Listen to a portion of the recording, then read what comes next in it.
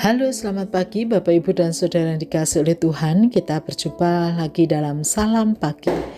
Mari sebelum kita membaca dan merenungkan firman Tuhan, kita berdoa. Tuhan Allah yang mengasihi kami, tak henti-hentinya kami mengucap syukur kepadamu. Dan pagi ini kami akan membaca dan merenungkan firman-Mu. Kiranya Tuhan menolong kami agar kami dikuatkan melalui kebenaran sabda-Mu. Di dalam nama Tuhan Yesus kami berdoa. Amin. Bapak, Ibu, dan Saudara, kita akan membaca kitab Roma pasal 9 ayat 1 sampai pasal 10 ayat yang ketiga. Demikian. Aku mengatakan kebenaran dalam Kristus. Aku tidak berdusta. Suara hatiku turut bersaksi dalam Roh Kudus bahwa aku sangat berduka cita dan selalu bersedih hati. Bahkan aku mau terkutuk dan terpisah dari Kristus demi saudara-saudaraku, kaum sebangsaku secara jasmani. Sebab mereka adalah orang Israel. Mereka telah diangkat menjadi anak, dan mereka telah menerima kemuliaan dan perjanjian-perjanjian dan hukum Taurat dan ibadah dan janji-janji. Mereka adalah keturunan bapa-bapa leluhur yang menurunkan Mesias dalam keadaannya sebagai manusia yang ada di atas segala sesuatu.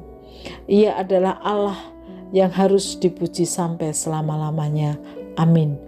Akan tetapi firman Allah tidak mungkin gagal, sebab tidak semua orang yang berasal dari Israel adalah orang Israel, dan juga tidak semua yang terhitung keturunan Abraham adalah anak Abraham.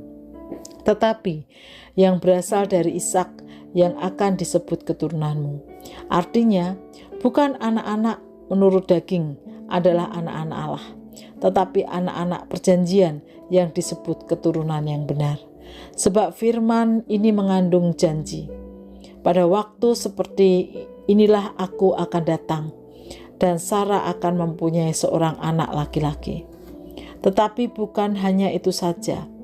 Lebih terang lagi ialah Ribka yang mengandung dari satu orang, yaitu dari Ishak, bapa leluhur kita.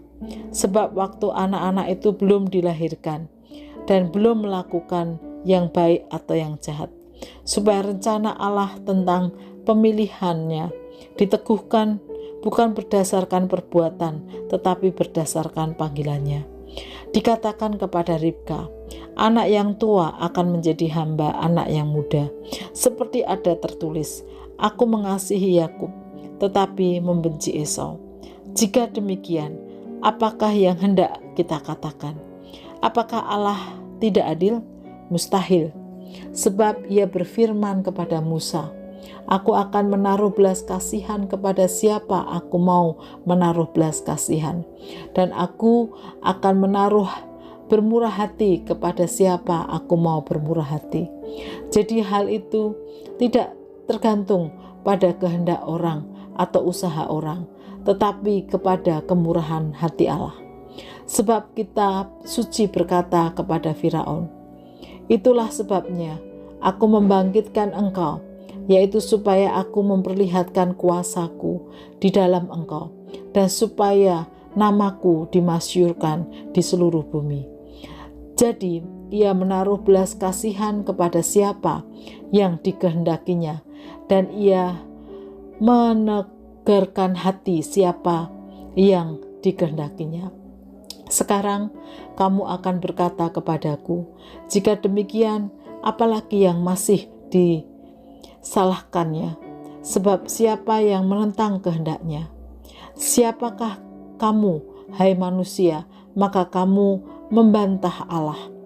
Dapatkah yang dibentuk berkata kepada yang membentuknya, mengapakah engkau membentuk aku demikian? Apakah tukang periuk tidak mempunyai hak atas tanah liatnya untuk membuat dari gumpal yang sama suatu benda untuk dipakai guna tujuan yang mulia, dan suatu benda lain untuk dipakai guna tujuan yang biasa? Jadi, kalau untuk menunjukkan murkanya dan menyatakan kuasanya, Allah menaruh kesabaran yang besar terhadap benda-benda kemurkaannya yang telah disiapkan untuk kebinasaan, justru untuk menyatakan kekayaan kemuliaannya atas benda-benda belas kasihannya yang telah dipersiapkannya untuk kemuliaan, yaitu kita yang telah dipanggilnya bukan hanya dari antara orang Yahudi, tetapi juga dari antara bangsa-bangsa lain, seperti yang difirmankannya juga dalam kitab Nabi Hosea, yang bukan umatku akan kusebut umatku, dan yang bukan kekasih, dan di tempat di mana akan dikatakan kepada mereka, kamu ini bukanlah umatku, di sana akan dikatakan kepada mereka, anak-anak Allah yang hidup. Dan Yesaya berseru tentang Israel, sekalipun jumlah anak Israel seperti pasir di laut, namun hanya sisanya akan diselamatkan, sebab apa yang telah difirmankannya akan dilakukan. Tuhan di atas bumi sempurna dan segera. Dan seperti yang dikatakan Yesaya sebelumnya, seandainya Tuhan semesta alam tidak meninggalkan pada kita keturunan, kita sudah menjadi seperti Sodom dan Gomora. Jika demikian, apakah yang hendak kita katakan ini, bahwa bangsa-bangsa lain yang tidak mengejar kebenaran telah beroleh kebenaran, yaitu kebenaran karena iman. Tetapi bahwa Israel sungguh pun mengejar hukum yang akan mendatangkan kebenaran, tidaklah sampai kepada hukum itu. Mengapa tidak? Karena Israel mengajarkan bukan karena iman, tetapi karena perbuatan.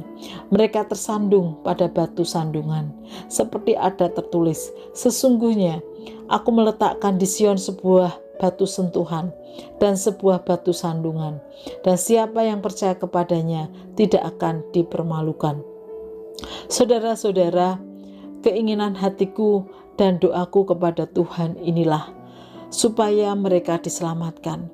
Sebab aku dapat memberi kesaksian tentang mereka, bahwa mereka sungguh-sungguh giat untuk Allah, tetapi tanpa pengertian yang benar. Sebab oleh karena mereka tidak mengenal kebenaran Allah, dan oleh karena mereka berusaha untuk mendirikan kebenaran mereka sendiri, maka mereka tidak takluk kepada kebenaran Allah. Bapak, Ibu, dan Saudara yang dikasihi oleh Tuhan, pada pasal ini dinyatakan bagaimana keprihatinan Rasul Paulus akan saudara-saudara sebangsanya, yaitu bangsa Israel, yang tidak mau membuka hati untuk Tuhan Yesus, yang membimbing mereka pada kebenaran dan keselamatan. Padahal merekalah yang pertama-tama dianugerahi Injil Kristus Yesus.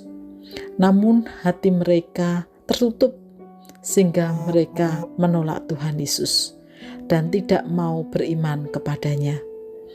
Keprihatinan Rasul Paulus ditunjukkan melalui doa yang sungguh-sungguh untuk mereka, dan sekaligus mengingatkan mereka dan juga menguatkan saudara-saudara di luar Israel yang telah menerima Tuhan Yesus.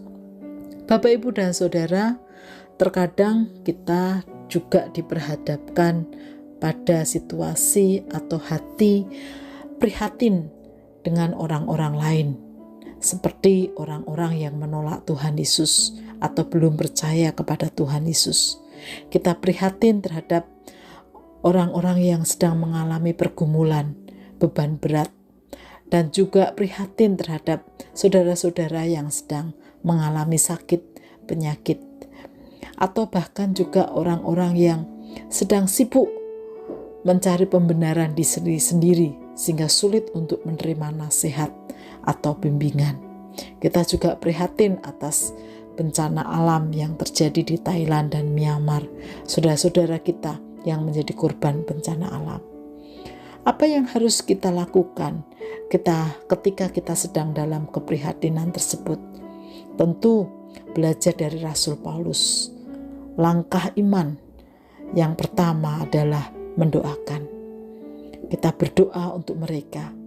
Dan jika memungkinkan, kita mengingatkan, kita menguatkan, kita meneguhkan.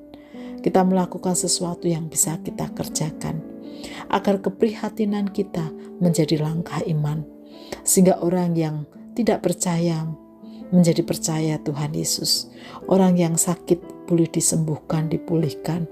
Orang yang sedang bergumul dikuatkan dan diteguhkan. Oleh karena itu, mari kita nyatakan keprihatinan kita dengan langkah iman. Mari kita berdoa. Tuhan Yesus, terima kasih bahwa pengajaran-Mu tentang kasih menolong kami, bagaimana kami memiliki keprihatinan akan saudara-saudara kami. Karena itu biarlah itu tidak hanya sekedar berhenti di hati kami, tapi boleh kami lanjutkan dengan langkah iman. Kami mohon anugerahilah kami dengan hati dan kemauan untuk bertindak. Kami berdoa untuk saudara-saudara kami yang terkena bencana gempa bumi di Thailand dan juga di Myanmar. Tuhan kiranya menolong mereka, menguatkan dan meneguhkan mereka. Kami juga berdoa untuk saudara-saudara umat Muslim yang hari ini merayakan Idul Fitri. Tuhan kiranya juga bekerja dalam diri mereka, sehingga mereka juga boleh diberkati Tuhan. Kami juga berdoa untuk saudara-saudara yang ada di Papua, kiranya Tuhan berikan kedamaian, Tuhan berikan hikmat, sehingga mereka boleh menghadapi segala sesuatu tidak dengan cara kekerasan. Kami mohon anugerah-Mu Tuhan. Kami juga terus berdoa untuk saudara-saudara kami yang masih sakit dalam proses pemulihan. Tuhan jamah, Tuhan kuatkan, Tuhan sembuhkan dan pulihkan. Di dalam nama Tuhan Yesus kami berdoa dan mengucap syukur. Amin.